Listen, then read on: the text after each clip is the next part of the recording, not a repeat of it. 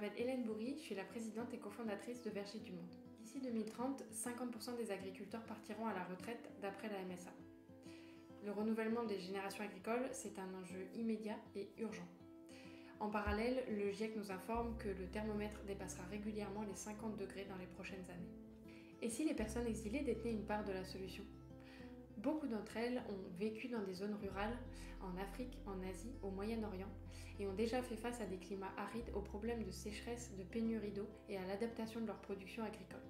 En arrivant en France, elles sont dans l'urgence financière et recherchent un emploi urgemment. Face à tout ça, Verger du Monde propose de construire l'agriculture de demain en valorisant les savoirs agricoles d'ici et d'ailleurs.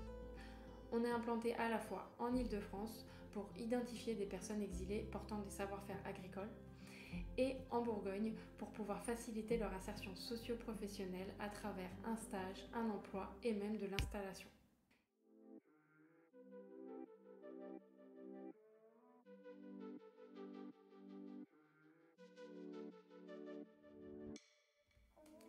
C'est le cas de Devina, qui a été maraîchère toute sa vie à l'île Maurice et qui est aujourd'hui réfugiée en France, qui va s'installer sur un espace test dans la Nièvre grâce à l'appui de nos partenaires les Semeurs du Possible et le Conseil départemental de la Nièvre. Devina va donc pouvoir expérimenter des techniques qui s'adaptent au changement climatique, comme le curcuma à forte valeur ajoutée.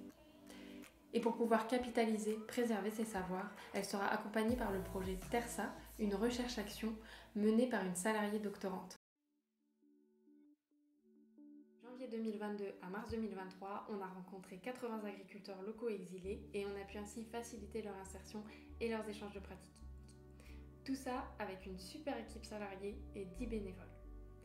Et un budget de 84 000 € qui nous ont permis de couvrir les charges salariales, les déplacements et les achats liés aux rencontres.